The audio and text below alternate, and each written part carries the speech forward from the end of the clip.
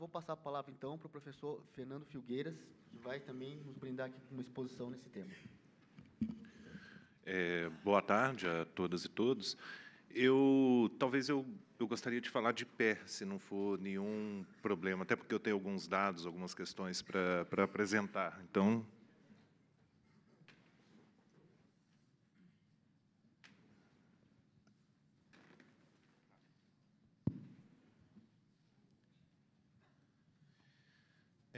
a minha ideia aqui nessa pequena exposição é pensar a seguinte questão. Eu imagino que hoje já foram debatidas aqui uma série de questões mais organizacionais, do ponto de vista de pensar a estratégia da questão das carreiras de Estado e pensar, de alguma forma, alguns pontos essenciais à construção da institucionalidade do serviço público no Brasil. Mas eu gostaria de ter uma abordagem aqui um pouco diferente, digamos assim, daquilo que talvez seja um pouco mais convencional. A minha pergunta é, no fundo, o que gestores públicos, aí gestores públicos eu não estou me referindo à carreira de EPPGG, eu estou me referindo aqui de uma forma mais abrangente, à ideia do conceito de civil service, ou seja, de serviço civil. O que essas pessoas, no fundo, estão fazendo? Então, é essa a ideia um pouco diferente. E o que elas estão fazendo e quais são algumas condições estruturais em que esse fazer, de alguma forma, ocorre e que cria uma série de problemas estruturais no âmbito do serviço público e que podem, de alguma forma ou de outra, explicar, digamos assim, o desempenho que nós obtemos hoje do ponto de vista do serviço público. Bom, a questão é o seguinte: qual é, de fato, a capacidade do serviço público brasileiro e como essas capacidades elas têm sido mobilizadas? Ou seja, como é que essas capacidades atuam no cotidiano do serviço público de maneira a promover determinados resultados, principalmente naquilo que diz respeito a políticas públicas. Então, daí eu estar mobilizando aqui um conceito que é muito importante, principalmente na literatura mais anglo-saxã, que é o conceito de policy work. Ou seja, a ideia de que, no fundo, o que importa é nós pensarmos, para além das questões estruturais, aquilo que servidores públicos fazem em determinadas circunstâncias e que produza determinados resultados. Certo? Essa é a pergunta essencial. Mas, obviamente, algumas questões estruturais são colocadas para nós. Por exemplo, nesse gráfico aqui, que é uma extração do sistema de administração de pessoal do Poder Executivo. Se a gente pega, por exemplo, a evolução do percentual de servidores por nível de escolaridade. Se a gente faz uma trajetória aqui, desde o ano de 2002 até o ano de 2018, no que diz respeito a isso, a gente percebe que existe, de fato, tanto uma política de captação de melhores quadros, no que diz respeito aos concursos públicos, quanto também de capacitação. Tanto é que hoje nós temos praticamente 1/3 da força de trabalho com pós-graduação, com uma formação em nível de pós-graduação, e 41% com ensino superior. E se a gente observar, aqui no caso eu não trouxe, porque eu achei que não era o caso, mas se a gente fizer um cruzamento com o período de entrada, a gente vai perceber que, na verdade, esses dois indicadores aqui do ano de 2018, que perfaz mais ou menos aí cerca de 74%, 75% da força de trabalho no serviço público com ensino superior ou pós-graduação, se comparado, por exemplo, ao ano de 2002, nem tão distante assim, certo? Que nós tínhamos 50,4% da força de trabalho com ensino superior. Então, a gente tem um aumento significativo, tomando a premissa de que o grau de instrução pode ser uma proxy interessante para pensarmos o aumento de capacidade do serviço público. E isso passa por concursos e isso passa por uma política de capacitação dos diferentes órgãos do serviço público, e aí acho que, em particular, aqui, do Poder Executivo. Entretanto, a gente tem, digamos assim, alguns problemas que são estruturais. Ou seja, existem desigualdades no âmbito de carreiras. E aí, se a gente for pensar as funções de políticas, ou seja, aquele conjunto de atividades que são realizadas para fazer entregas para a sociedade, entregas na forma de políticas públicas e serviços públicos, algumas questões estruturais, de alguma forma, emergem nesse processo. E aí, essas questões estruturais dizem muito sobre aquilo que os servidores públicos fazem hoje. Nesse caso aqui, nós temos esse gráfico é do mês de março de 2018, também é uma extração do CIAP. Aqui nós temos as médias nas barras azuis e essa linha laranja aqui são as medianas da remuneração de todos os órgãos do Poder Executivo. A média mediana da remuneração dos órgãos do Poder Executivo, e eu coloquei aqui, em termos de comparação,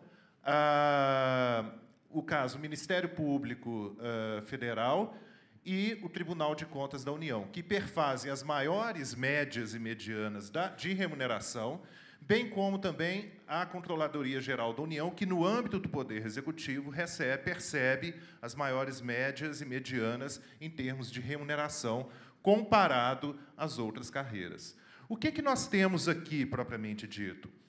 Nós temos um problema que diz respeito à atuação das diferentes carreiras no que diz respeito a entregas para a sociedade. Nós priorizamos, e isso tanto no reconhecimento salarial, aquelas carreiras que estão na dimensão do controle, comparadas àquelas carreiras que são responsáveis pela implementação e pelas entregas à sociedade. Comparando isso, portanto, o que nós temos hoje na estrutura do serviço público brasileiro é um contexto de forte privação, uma privação relativa entre carreiras e, inclusive, entre carreiras estratégicas de Estado, e aí uma pressão corporativa extremamente grande frente ao poder decisório e frente ao governo, que, de alguma forma, degeneram a unidade do serviço público. Se nós pensarmos uma distinção aqui entre a dimensão da implementação de políticas e serviços e, por exemplo, a esfera de controle. Essas desigualdades e esses problemas estruturais criam problemas, portanto, de capacidades. E cria, nesse sentido, um desalinhamento de uma perspectiva mais sistêmica, orientada, sobretudo, pela questão do interesse público. Nesse sentido, o policy work, ou seja, aquilo que os gestores estão fazendo, certo? Ele está inserido dentro desse processo mais estrutural, tendo em vista, sobretudo, a questão das capacidades, ou seja, as capacidades do serviço público para promover entregas à sociedade. Aqui, nós temos, para o âmbito do Poder Executivo, a curva de Lorenz das remunerações de servidores. O que eu quero chamar a atenção aqui é para alguns problemas estruturais que perpassam a questão do serviço público hoje. O que a curva de Lorenz me diz é que essa curva aqui me diz, e principalmente essa faixa aqui roxa, é que existem desigualdades acumuladas entre diferentes carreiras do Poder Executivo, certo?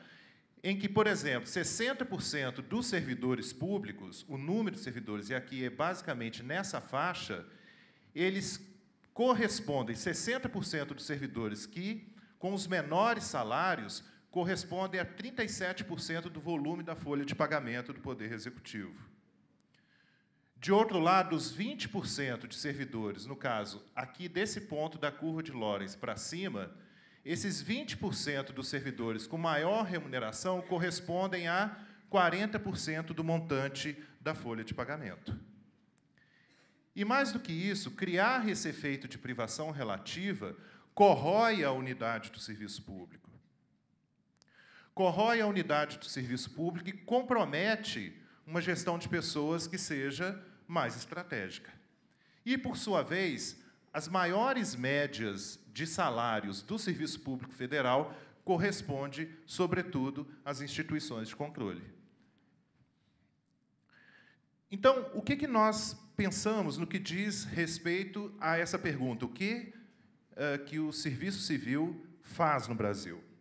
Aí nós fizemos uma pesquisa de survey com os servidores públicos federais do Poder Executivo, tentando destacar essa dinâmica do serviço civil. E o que nós estamos considerando serviço civil? Nesse caso, não é correspondente ao Executivo Federal, que hoje tem 1.089.300 pessoas. Mas, nesse Poder Executivo Federal, nós temos aqui incluídos, por exemplo, professores universitários, médicos, que, de alguma forma, não correspondem a essa lógica do serviço civil, que está preocupado, sobretudo, com as entregas à sociedade e preocupado, sobretudo, e que tem aqui, de alguma maneira, um poder decisório no âmbito da implementação de políticas. Consideramos, então, serviço civil servidores da administração direta, incluindo ministérios, a Presidência da República e a Vice-Presidência, o vínculo estatutário e aqueles em cargos de comissão, no caso, que recebem, sobretudo, o DAS, certo? E nós excluímos, para considerarmos o serviço civil, excluímos policiais, médicos, professores, servidores do Ministério da Saúde cedidos ao SUS, anistiados, aposentados, aqueles que são servidores, mas são contratados no regime seletista, os contratos temporários, e excluímos os DAS 6 e aqueles de nomeação especial. Por quê? Porque nós estamos preocupados aqui, sobretudo, com o processo de implementação. E, nesse sentido, nós interrogamos esse conjunto de servidores, criamos uma amostra, interrogamos esses servidores para pensar exatamente essas funções de capacidades, essas dimensões do trabalho realizado pelos servidores públicos. Nesse caso, nós temos uma dimensão propriamente administrativa e uma dimensão relacional. E isso envolve desenvolver, junto a esses servidores, uma capacidade analítica, por exemplo, para lidar com dados e conhecimento técnico a respeito das políticas nas quais eles estão trabalhando e que eles trabalham para implementar, isso visando maior eficiência e eficácia, bem como também um desenvolvimento técnico que garanta, portanto, condições para o desempenho técnico e administrativo do serviço civil. Isso implica, portanto, atividades como coleta e análise de dados, conhecimento técnico específico, conhecimento de normas e regulamentações, habilidades administrativas, gerenciamento de recursos humanos, alocação de recursos financeiros e recursos tecnológicos. Mas só que a atividade do serviço civil não se limita apenas a essa esfera administrativa. Existe uma esfera relacional das políticas públicas que inclui a coordenação interna dessas políticas dentro da estrutura dos diversos órgãos públicos. Isso inclui também uma atuação política, visando, sobretudo, a construção da legitimidade dessas políticas e condições que promovam a interação necessária com o ambiente externo das organizações do serviço público, bem como também o funcionamento e coerência interna, que envolve, sobretudo, criar esse poder de agência dentro do serviço civil. Isso implica processo coordenado de tomada de decisões, estrutura inter- e intra-organizacional, monitoramento e controle das diversas ações, controle social e responsabilização, instâncias de participação social, e aí participação social e cocriação de serviços públicos, níveis de negociação e interlocução entre os poderes executivo, legislativo e judiciário e relacionamento com organizações internacionais. Então, o conceito de serviço civil envolve todo esse conjunto de atividades aqui que nós passamos a observar e ver o que realmente os servidores fazem, nessa dimensão do serviço civil, fazem com relação a todo esse conjunto de atividades aqui. E aí os achados que nós obtemos, ou seja, aqui uma questão metodológica, então são 96.534 servidores com e-mails válidos que nós questionamos. Foi um questionário auto-aplicado por meio de uma plataforma online. A aplicação ocorreu em outubro ou dezembro de 2017 e obtivemos, no caso, 2.000 respostas a esse questionário, que constitui uma amostra válida e significativa para a dimensão do serviço público no Brasil. Os nossos achados são os quais? qual a experiência na política pública desses servidores? De modo geral, 34% responde que a experiência já é há mais de 10 anos na execução e implementação dessas políticas, e que, além disso, no cumprimento dessas funções, e aí todo aquele quadro a gente passa a explorar agora no conjunto de dados, de todas essas funções existe uma concentração na operacionalização de instrumentos de políticas públicas, gerenciamento de projetos, entrega direta de serviços públicos e assessoramento aos dirigentes do serviço civil, principalmente na dimensão dos ministérios.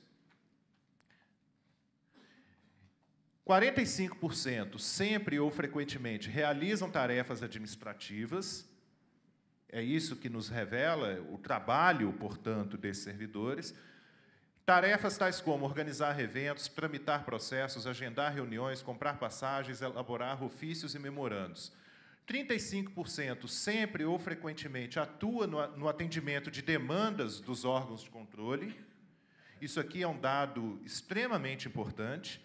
54% nunca atua na pactuação da gestão de ações interfederativas e 70% nunca atua na captação de recursos. Em resumo desse quadro anterior aqui, o que nós temos, de um modo geral, é isso. As atividades desempenhadas pelo Serviço Civil no Brasil concentram-se muito na esfera administrativa cotidiana e pouco na construção da própria política pública.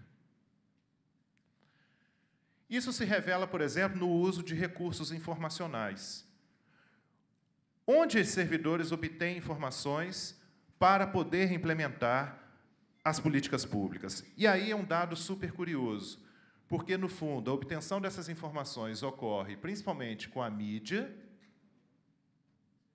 Então, nós temos um serviço civil que é pautado pela mídia, por um lado, aqui nessa faixa azul, e por recomendações, pareceres legais e decisões judiciais. Ora, nós não temos, portanto, no âmbito do serviço civil brasileiro, capacidades analíticas bem claras para trabalhar, por exemplo, políticas públicas baseadas em evidências. Para, por exemplo, fazer acrescer o número de dados e informações que possam transparecer o processo de implementação dessas políticas para a sociedade. Nós temos hoje uma gestão pública que é pautada pela mídia no campo externo, mas também pelas instituições de controle no campo interno do próprio Serviço Civil. É interessante perceber, portanto, aqui eu vou adiantar um quadro. Isso aqui eu não vou entrar tanto em detalhe, porque demandaria, digamos assim, explicar uma série de questões estatísticas aqui. Aqui nós tentamos pensar como é que essas atividades elas se agregam.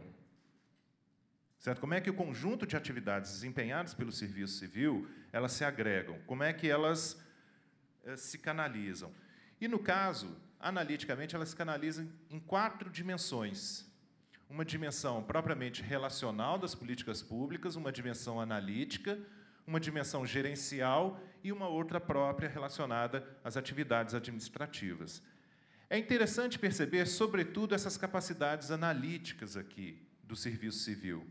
Elas agregam elementos de monitoramento e compliance com normas e regulações, operação de bases de dados e sistemas informacionais para apoiar o processo de implementação, produção de relatórios, notas técnicas e informações que apoiem o processo de decisão pública e as recomendações das instituições de controle.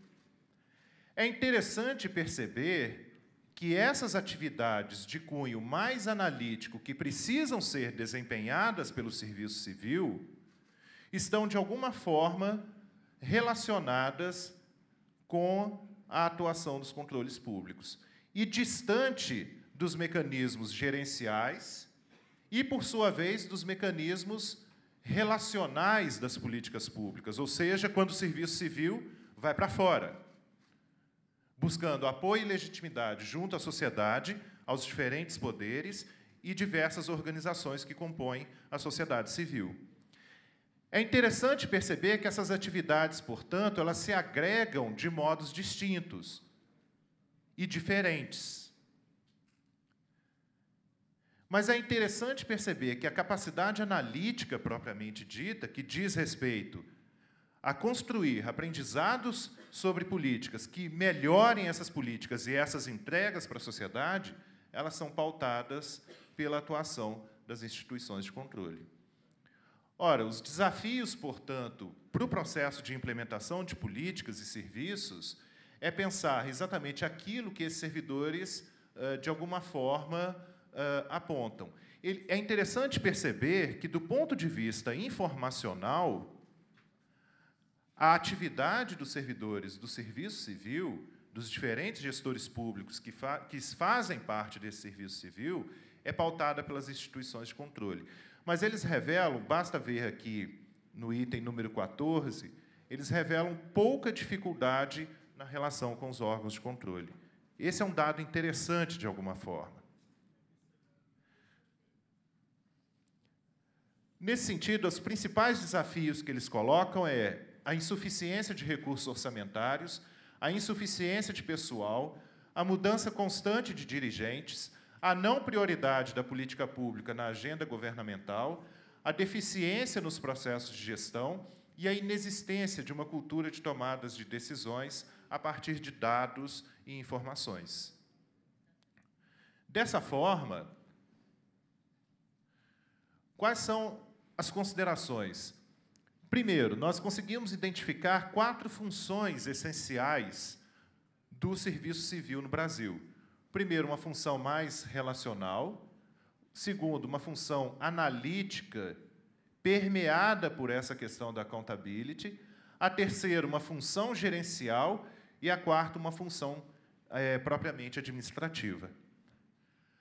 Há uma baixa concentração de profissionais capazes de realizar funções relacionais, no caso, a coordenação interna e propriamente a coordenação política dessas políticas públicas, uma capacidade analítica voltada ao atendimento de demandas de controle e um reconhecimento da relevância da tomada de decisões a partir de dados, apesar da maior dificuldade no desempenho de funções analíticas.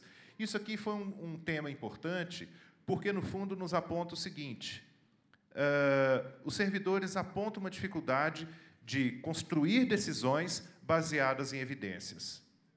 Entretanto, não há ainda, pelo menos, uma capacidade para desempenhar essas funções analíticas. Existem dificuldades dentro do serviço civil para lidar com dados.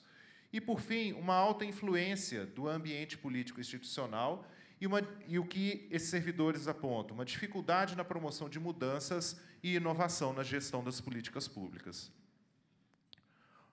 Ora, o que nós precisamos, e nisso uma coisa que eu gostaria de apontar aqui, pelo menos do ponto de vista dos achados dessa pesquisa, é que nós precisamos considerar esse conjunto das 4 funções básicas de políticas públicas para pensar o conjunto de atividades desempenhadas pelo serviço civil no Brasil.